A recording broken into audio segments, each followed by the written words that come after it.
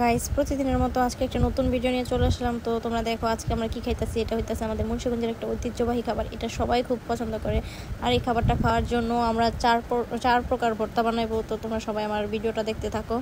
তো দেখো আজকের ভিডিওটা কেমন হয়। আর আমার মনে হইতেছে তোমাদেরও দেখলে এটা খাইতে ইচ্ছা করবে, কারণ এটা খুব মজার খাবার। কিন্তু অনেকেই আছে এটার গন্ধ শুনতে পারে না। তো তোমরা সবাই দেখতে থাকো ফুল ভিডিওটা। সো হ্যালো এভরিওয়ান, আসসালামু আলাইকুম। তোমরা সবাই কেমন আছো? আই হোপ ভালো আছো। আলহামদুলিল্লাহ আমরা খুব ভালো আছি। তো প্রতিদিনের মতো আজকে একটা নতুন মিনি ব্লগ নিয়ে চলে আসলাম তোমাদের মাঝে। এই তো আজকে আমি রান্না করব হইতাছে কাজির জাউ। এটা হইতাছে আমাদের মুন্সিগঞ্জের খুব পছন্দের একটা খাবার, কাজির জাউ বা কাজির ভাত। তো এখন আমি শুটকি ভর্তা বানাবো, ওই জন্য শুটকিটা ভালো করে ভেজে নিলাম। তারপরে তোমার এখানে লাউ পাতার ভর্তা করব। এই পাতার ভর্তাটা খুব ভালো লাগে জাউ দিয়ে খাইতে, কারণ সবুজ সবুজ। তো এখন এই যে আমি লাউ পাতাগুলো সিদ্ধ করতেছি, তারপরে ভালো করে চিপে তারপরে পাটায় ভর্তা করব। এখানে আবার আলুটা সিদ্ধ বসিয়ে দিয়েছি, এখানে পেঁয়াজ রসুন সব কিছু টুকরো টুকরো করে নিতেছি, কারণ আমি এক হাতের ভর্তা করব। আর ভিডিওটা কিভাবে করব, তো এই জন্য ভর্তার বানানোটা আমি দেখাতে পারি নাই। গাইস আমাদের মুন্সিগঞ্জের মানুষ কিন্তু বউয়া ভাত বা কাজির ভাত, কাজির জাউ এটা কিন্তু খুব পছন্দ করে। কিন্তু কাজির জাউ বা কাজির ভাত এটার গন্ধটা অনেকে সহ্য করতে পারে না, কিন্তু আমার কাছে কিন্তু খুব ভালো লাগে। তো এখানে কাজির জাউ খাওয়ার জন্য আমি শুটকি ভর্তা করেছি, মরিচ ভর্তা, তারপরে লাউ পাতা ভর্তা। দেখুন কালারটা কি সুন্দর হয়েছে। তো এটা কিন্তু দেখতেও খুব লোভনীয়, ও খেতে যে কত মজা হয়েছে। আমার কিন্তু এই যে ভিডিওটা যখন আমি এডিট করতেছিলাম, তো স্টিল নাও আমার এখনও খুব খাইতে ইচ্ছা করতেছে। এই যে গরম গরম জাউ প্লেটে বাড়তেছে, ওফ এটা দেখলে আমার খাইতে মন চায়।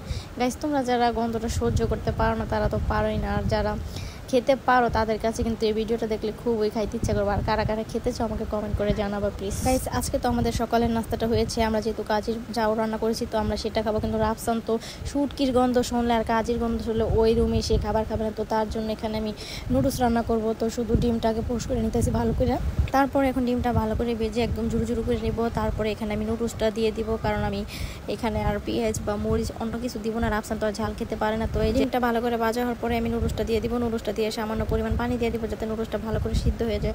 গাইস তোমাদের সাথে ভিডিও করতে করতে আমি একটা কথা শেয়ার করি। তোমাদের কাছে যদি আমার এই ছোট্ট মিনি ব্লগটা ভালো লেগে থাকে তাহলে অবশ্যই একটা লাইক কমেন্ট শেয়ার করো গাইস। আর তোমরা যদি আমার নতুন নতুন ব্লগগুলো দেখতে চাও তাহলে অবশ্যই আমার চ্যানেলটাকে একটা সাবস্ক্রাইব করবে, তাহলে আমি ভিডিও ছাড়ার সাথে সাথে তোমাদের কাছে নোটিফিকেশন চলে যাবে আর তোমরা সবাই আমার এই ছোট মিনি ব্লগগুলো দেখতে পারবা।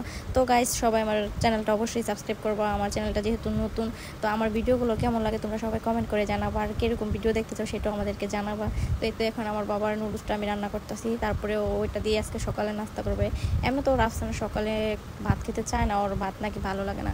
তো তোমাদের বাচ্চারা সকালে কি নাস্তা করে আমাকে কমেন্ট করে জানাবা কিন্তু অবশ্যই। গাইস তোমাদের সাথে একটা মজার কথা শেয়ার করি, আমি কিন্তু অনেক ভিডিও করি বাট আমার ভয়েস ওভার করতে কেমন জানি লজ্জা লাগে, তো সেই জন্য আমার ভিডিওগুলো বেশি একটা সারা হয় না। সো এভরিওয়ান আজকের ভিডিওটা এই পর্যন্ত। আমার এই ছোট মিনি ব্লগটা যদি তোমার কাছে ভালো লেগে থাকে তাহলে তো অবশ্যই আমাকে লাইক কমেন্ট শেয়ার একটা সাবস্ক্রাইব করতে বলবে না। আল্লাহ হাফেজ।